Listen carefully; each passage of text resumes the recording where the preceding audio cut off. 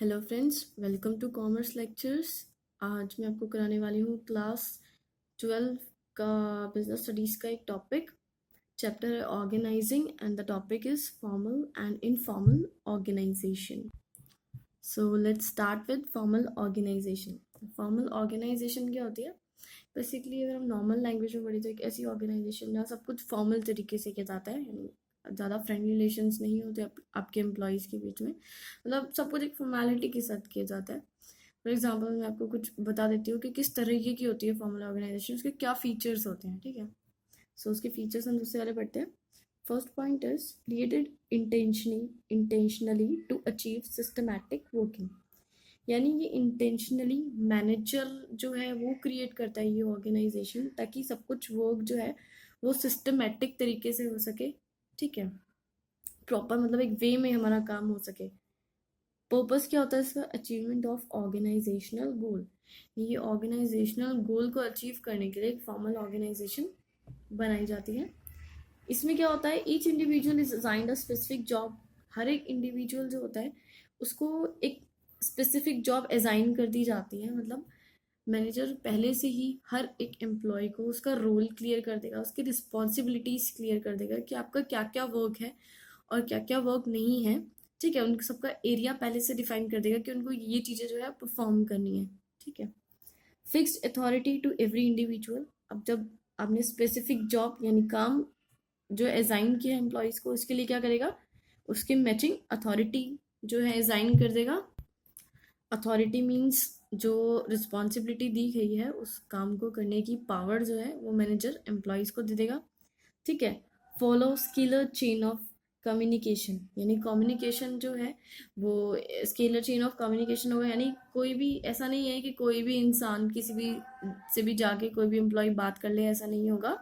एक proper way में communication होगा। जैसे कि अगर टॉप लेवल मैनेजर्स को कम्युनिकेट करना है आपके वर्कर से, तो वो वही पहले टॉप लेवल मैनेजर जो है वो लेटर वगैरह देंगे। ऐसे जो आपसे छोटे लेवल के जो मैनेजर्स हैं उनके पास जाएगा, उनसे वर्कर्स के पास जाएगा। और वर्कर्स को कम्युनिकेट करना है अगर टॉप लेवल मैनेजर से, तो पहले वर्कर्स जो है अपना मिडिल लेवल या सुपरवाइजरी लेवल तक धीरे धीरे अपना जो है पूरा प्रोसीजर पूरा करेंगे, फिर वो आगे टॉप लेवल मैनेजर्स तक जाएंगे। ठीक है, तो धीरे धीरे ऐसे एक लेवल से जो है कम्युनिकेशन होता है डायरेक्ट। इसमें क्या होता है कि कोई किसी से डायरेक्टली कम्युनिकेट नहीं कर सकता है। प्रॉपर परमिशन लेके, प्रॉपर जो रिटर्न तरीके से जैसे भी होता है वैसे कम्युनिकेट किया जाता है इसमें फॉर्मल ऑर्गेनाइजेशन में। राइट, अभी मैंने आपको बताया फॉर्मल ऑर्गेनाइजेशन के फीचर्स कि किस टाइप की होती है एक्चुअली में फॉर्मल ऑर्गेनाइजेशन। अब मैं अब आपको पढ़ाती हूँ एडवांटेजेस ऑफ फॉर्मल ऑर्गेनाइजेशन। इसके क्या क्या एडवांटेजेस हैं अगर हम अपनी ऑर्गेनाइजेशन को एक फॉर्मल ऑर्गेनाइजेशन बना ले तो? Systematic and smooth functioning. सब कुछ सिस्टमेटिकली होता है, स्मूथ हो जाता है फंक्शनिंग। जो अपना फंक्शंस या एक्टिविटीज हम जो परफॉर्म करते हैं बहुत स्मूथली परफॉर्म होते हैं। ठीक है, सब कुछ एक सिस्टमेटिक वे में ही परफॉर्म करने के लिए फॉर्मल ऑर्गेनाइजेशन बनाई जाती है। ठीक है, हेल्प्स इन अचीविंग ऑर्गेनाइजेशनल गोल। आपका ऑर्गेनाइजेशनल गोल है उसको अचीव करने के लिए बनाई जाती है। इट्स ऑब्वियस, अगर सब कुछ सिस्टमेटिकली होगा, फंक्शनिंग स्मूथ हो जाएगी, सारी एक्टिविटीज स्मूथली परफॉर्म की जाएंगी, तो ऑर्गेनाइजेशनल गोल तो अचीव होना ही होना है। No overlapping of work. Overlapping of work बोले चाहे ड्यूप्लीकेशन ऑफ वर्क बोले, ऐसा होने के चांसेस नहीं होते हैं। ओवरलैपिंग ऑफ वर्क का मतलब क्या होता है? जब दो या दो से ज़्यादा इंडिविजुअल्स किसी एक काम को परफॉर्म करते हैं। ठीक है, उसी एक काम को दो या दो से ज़्यादा इंडिविजुअल्स परफॉर्म कर रहे हैं, रिपीट हो रहा है वो काम, तो उसको बोलते हैं ओवरलैपिंग ऑफ वर्क। तो अगर आपका एक फॉर्मल ऑर्गेनाइजेशन है तो ओवरलैपिंग के चांसेस बिल्कुल नहीं है। क्यों नहीं है? Because work is systematically divided among various departments and employees. क्योंकि जैसे कि मैंने आपको पहले भी फीचर्स में बताया, फॉर्मल ऑर्गेनाइजेशन में क्या होता है, मैनेजर हर एक एम्प्लॉय को पहले से ही वर्क डिवाइड कर देगा सबके लिए। हर एक एम्प्लॉय और डिपार्टमेंट्स का वर्क डिवाइड करेगा और साथ में उनको उनके रोल्स जो है डिफाइन कर देगा कि आपकी क्या क्या रिस्पॉन्सिबिलिटीज हैं, आपके क्या क्या काम हैं जो आपको करने हैं। ठीक है, तो जब सबको पता होगा, सबका रोल सबके माइंड में क्लियर होगा, तो वर्क रिपीट हो ही नहीं सकता। There are no chances. Right, next point है आपका fourth, less more emphasis on work than interpersonal relations. आपके इंटरपर्सनल रिलेशंस पे इतना ध्यान नहीं दिया जाता है आपकी फॉर्मल ऑर्गेनाइजेशन पे, ठीक है। सारा एम्फेसिस क्या होता है, वर्क, मतलब सारा हम, इसके एडवांटेज क्या है कि हम सारा फोकस जो है अपना वो वर्क पर करते हैं। ठीक है, हमारा मेन एम क्या होता है, ऑर्गेनाइजेशनल गोल अचीव करना है, सब कुछ सिस्टमेटिक तरीके से करना है, राइट। और सारा ध्यान किस पे दिया जाता है, वर्क पर दिया जाता है। लास्ट पॉइंट है इसमें, creation of chain of command. इसमें चेन ऑफ कमांड फॉलो होती है। चेन ऑफ कमांड मीन्स कौन किसको कमांड करेगा या ऑर्डर करेगा और कौन किससे ऑर्डर रिसीव करेगा। ठीक है, clearly define superior subordinate relationship, यानी मैनेजर जो है जब अथॉरिटी देगा तो उसी के टाइम पे सब कुछ क्लियर हो जाएगा कि कौन सुपीरियर होगा, कौन सबॉर्डिनेट होगा। सुपीरियर वो होगा जिसके पास थोड़ी ज़्यादा अथॉरिटी है, और सबॉर्डिनेट कौन होगा, जिसके पास थोड़ी लेस जो अथॉरिटी है, right. So everyone knows who will report to whom. सबको पता होगा कौन किसको रिपोर्ट करेगा, ठीक है, कौन किससे ऑर्डर जो है लेगा, कौन किसको कमांड करेगा। ठीक है, तो इसमें ये सारी चीज क्लियर होती है किसमें, आपके फॉर्मल ऑर्गेनाइजेशन में, राइट। बोलते हैं एवरी साइड है इट्स टू साइड्स होती है, हर कॉइन के दो साइड होते हैं। ऐसे ही जैसे फॉर्मल ऑर्गेनाइजेशन थे आपके, उसके कुछ एडवांटेजेस थे, अब हम पढ़ते हैं उसके डिसएडवांटेजेस। सो हम आते हैं डिसएडवांटेजेस ऑफ फॉर्मल ऑर्गेनाइजेशन पे, right. First point is delay in action. अब एक्शन कैसे डिले हो जाता है, यानी मतलब लेट होना, डिले मतलब आगे पोस्टपोन हो जाना या थोड़ी देर में होना। Because it follows scalar chain and chain of command. ठीक है, क्योंकि इसमें स्केलर चेन और चेन ऑफ कमांड होता है जिसकी वजह से एक्शन डिले हो जाता है। ठीक है, चेन ऑफ कमांड मैंने आपको बताया था, और ये स्केलर चेन जैसे कि इसमें डायरेक्टली जो है हम कम्युनिकेट नहीं कर सकते हैं किसी के साथ। ठीक है, एम्प्लॉयज आपस में ऐसे जो है कम्युनिकेट नहीं कर सकते कि आप हैं उठकर किसी भी मैनेजर के पास जा रहे हैं और अपनी प्रॉब्लम शेयर कर रहे हैं, ऐसा इसमें कुछ नहीं होता है। आपको पूरी फॉर्मेलिटीज पहले निभानी पड़ती है, प्रॉपर परमिशन लेनी पड़ती है अपने मैनेजर से मिलने के लिए। ठीक है, फिर जाके आप जो है परमिशन वगैरह लेने के बाद उनके पास जाएंगे, उनको अपनी प्रॉब्लम्स शेयर करेंगे, फिर वो अपने टॉप लेवल मैनेजर्स के पास जाएंगे, वो उनसे शेयर करेंगे कि आपके वर्कर्स को ये प्रॉब्लम हो रही है। धीरे धीरे वो प्रॉब्लम वहां तक पहुंचेगी, फिर आपके पास सोल्यूशन आएगा। तो ऐसे जो होगा आपका एक्शन जो है वो डिले हो जाएगा। ठीक है, इतनी सारी फॉर्मेलिटीज पूरी करने के बाद। तो सबसे बड़ी प्रॉब्लम फॉर्मल ऑर्गेनाइजेशन में ये आती है। नेक्स्ट, और क्या डिसएडवांटेजेस हैं इसके, does not give importance to psychological and social needs. अभी हमने इसका एडवांटेजेस में क्या पढ़ा था कि सारा इंपॉर्टेंस, सारा एम्फेसिस ये किस पे देती है, वर्क पर, कि हमारा वर्क पूरा हो, हमारा ऑर्गेनाइजेशन का गोल अचीव हो, सिर्फ इसी पे ध्यान देती है। साइकोलॉजिकल और सोशल नीड्स पे ध्यान देती ही नहीं है फॉर्मल ऑर्गेनाइजेशन। आपके एम्प्लॉयज की क्या नीड्स हैं उन पर कोई ध्यान नहीं देती है, जिससे क्या होता है आपके जो एम्प्लॉयज हैं वो डीमोटिवेट हो जाते हैं, फ्रस्ट्रेट हो जाते हैं। ठीक है, जब उनके बीच में एक फ्रेंडली रिलेशंस नहीं बन पाते हैं सबके बीच में, तो वो डीमोटिवेट होने के उनके काफी चांसेस होते हैं, राइट। नेक्स्ट पढ़ते हैं हम, give importance to work only. वही सेम, वर्क के ऊपर जो है ज़्यादा इंपॉर्टेंस देती है, जिसकी वजह से क्या होता है डिमोटिवेट होने के साथ साथ ह्यूमन रिलेशंस को इग्नोर करता है, उनके अंदर क्रिएटिविटी नहीं आती है, उनका टैलेंट, उनकी स्किल्स उभर कर नहीं आ पाती हैं, क्योंकि उनका क्या है, जो एम्प्लॉयज़ हैं उनको सिर्फ ये रहता है फॉर्मल ऑर्गेनाइजेशन में कि आपके टॉप लेवल मैनेजर्स ने कुछ जो है आपको बोला है करने को, और सिर्फ वही उसको फॉलो करते रहो। मतलब एकदम से वो रिजिड ऐसे हो जाते हैं, ब्लाइंडली फॉलो करते रहते हैं, और किसी चीज पे ध्यान ही नहीं देते हैं, अपनी क्रिएटिविटी वगैरह पे किसी चीज पे ध्यान नहीं देते हैं, सिर्फ काम काम काम यही करते रहते हैं। तो ये जितने भी थे एडवांटेजेस और डिसएडवांटेजेस थी फॉर्मल ऑर्गेनाइजेशन के। अब हम पढ़ते हैं इनफॉर्मल ऑर्गेनाइजेशन के बारे में। अभी मैंने आपको फॉर्मल ऑर्गेनाइजेशन के बारे में बताया था, अभी हम इनफॉर्मल में मैं बताती हूँ आपको कि एक्चुअली में ये क्या होती है।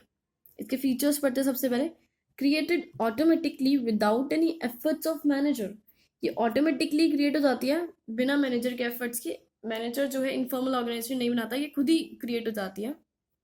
कैसे क्रिएट होती है कि जैसे अभी कुछ लोग हैं, एम्प्लॉयज हैं, वर्क कर रहे हैं, आपस में थोड़ी बहुत बातें भी करेंगे, है ना, तो एक फ्रेंडली रिलेशन, ह्यूमन रिलेशन बन जाएगा उनके बीच में, तो उसकी वजह से एक इनफॉर्मल ऑर्गेनाइजेशन क्रिएट हो जाएगी। बट जो आपकी फॉर्मल ऑर्गेनाइजेशन थी वो ऑटोमेटिकली क्रिएट नहीं होती थी, उसको मैनेजर क्रिएट करता था।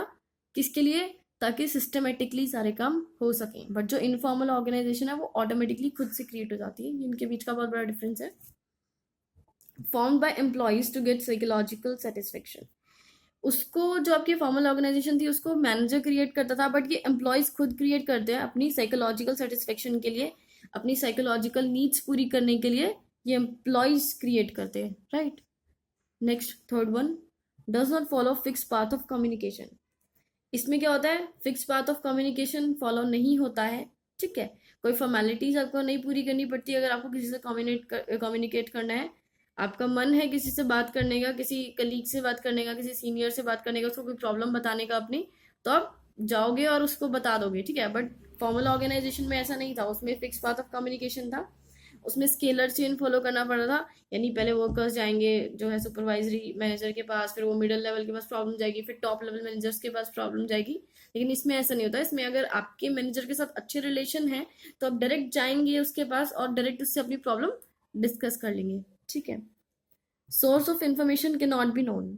सोर्स ऑफ इन्फॉर्मेशन, इन्फॉर्मेशन कहाँ से आई है, किसने दी है, कुछ किसी को कुछ पता नहीं होता है। क्यों नहीं पता होता है, क्योंकि any person can communicate with anyone, कोई भी किसी से बात कर लेता है, ठीक है। इसलिए सोर्स ऑफ इन्फॉर्मेशन कुछ पता नहीं लगती है, बट फॉर्मल ऑर्गेनाइजेशन में ऐसा नहीं है।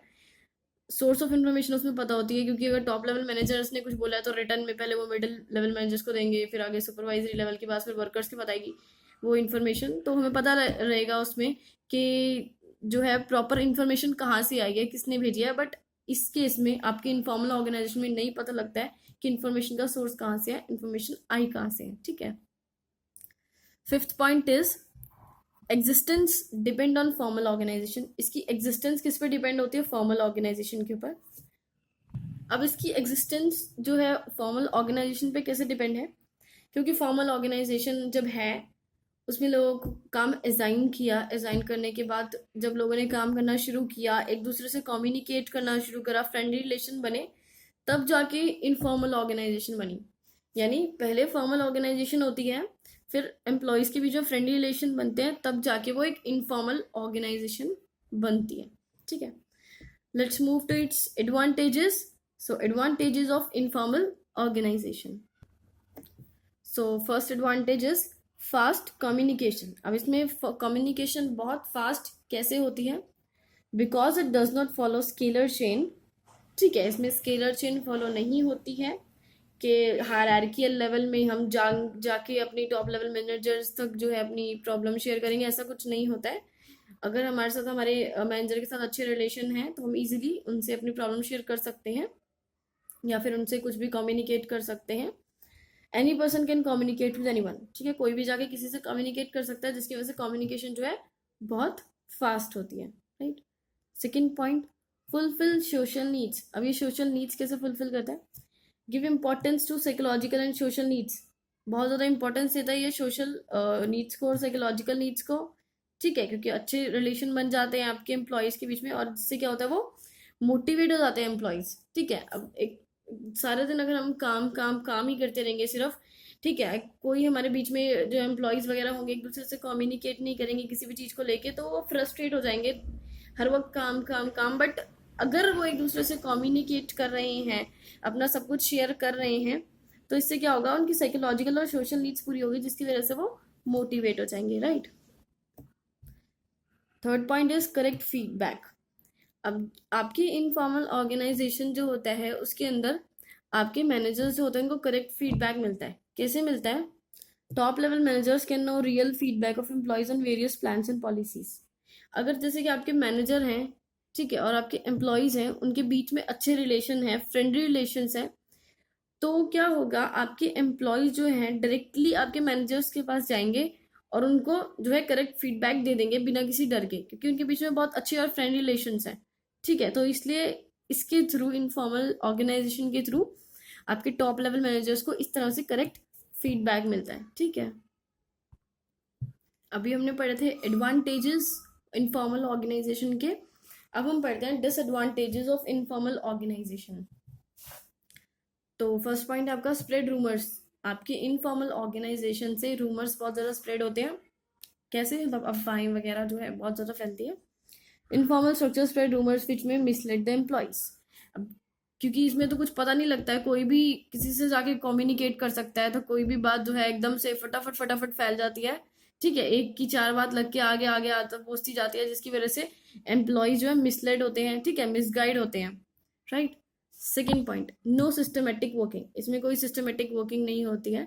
Does not form a structure for smooth functioning, ठीक है, स्मूथ फंक्शंस या एक्टिविटीज परफॉर्म नहीं की जा सकते हैं, इसमें सिस्टमेटिक वर्किंग नहीं होती है, क्योंकि इतना ज़्यादा प्रेशर नहीं होता है आपका मैनेजर्स का जो है एम्प्लॉयज़ पर, बहुत फ्रेंडली रिलेशनशिप्स होते हैं, जिसकी वजह से एक सिस्टमेटिकली वर्क नहीं हो पाता है। कभी कभी क्या होता है, अगर इनफॉर्मल ऑर्गेनाइजेशन में क्या होता है, it may bring negative results भी ला सकती है अगर आपकी ऑर्गेनाइजेशन बहुत ज़्यादा इनफॉर्मल हो जाए तो। If informal organization opposes the plans और changes, it becomes very difficult to implement them. आपकी जो इनफॉर्मल ऑर्गेनाइजेशन है, अगर सबने बिल्कुल यूनिटी बना ली सारे एम्प्लॉयज़ ने, और बिल्कुल मैनेजमेंट को बिल्कुल रेजिस्ट कर दिया कि नहीं, आपने जो प्लान बनाए हैं, जो चेंजेस बनाए हैं, हम उसे एक्सेप्ट नहीं करेंगे, सबने एक यूनिटी बना ली, तो ये बहुत ज़्यादा डिफिकल्ट हो जाएगा आपके लिए उसको इम्प्लीमेंट करना। अगर इतनी ज़्यादा फ्रेंडली रिलेशन है उनके बीच में कि वो बिल्कुल एकदम यूनिटी बना के बैठ गए हैं, और आपको कोई चेंज लाना है जो उसे अपोज कर रहे हैं, तो वो बहुत डिफिकल्ट हो जाएगा उसे अप्लाई करना, ठीक है। फोर्थ है आपका last one, gives more importance to satisfaction of individuals as compare to organisational interest. अब जैसे कि आपका फॉर्मल ऑर्गेनाइजेशन था, वो किस पर सारा आपका ध्यान देता था, किस पे उसका मेन फोकस था, वर्क पे, कि सिर्फ हमारा मेन फोकस है वर्क वर्क वर्क। बट आपका इनफॉर्मल ऑर्गेनाइजेशन जब ज़्यादा हो जाता है, तो इसमें क्या होता है, वो इंडिविजुअल्स की सेटिस्फेक्शन पे बहुत ज़्यादा ध्यान देता है, ठीक है, उनकी साइकोलॉजिकल नीड्स पे, सोशल नीड्स पे, इन सब चीज़ों पे बहुत ध्यान देता है, जिसके चक्कर में क्या होता है, आपका जो ऑर्गेनाइजेशनल इंटरेस्ट है, ठीक है, यानी आपका जो मेन एम है कि ऑर्गेनाइजेशन का गोल अचीव करना है, वो पीछे रह जाता है, ठीक है। तो ये सब बहुत बड़ी डिसएडवांटेज है। तो किसी भी ऑर्गेनाइजेशन को बहुत ज़्यादा फॉर्मल भी नहीं होना चाहिए, बहुत ज़्यादा इनफॉर्मल भी नहीं होना चाहिए, इनका पूरा मिक्सअप होना चाहिए। If you like this video, please share and subscribe. Thank you.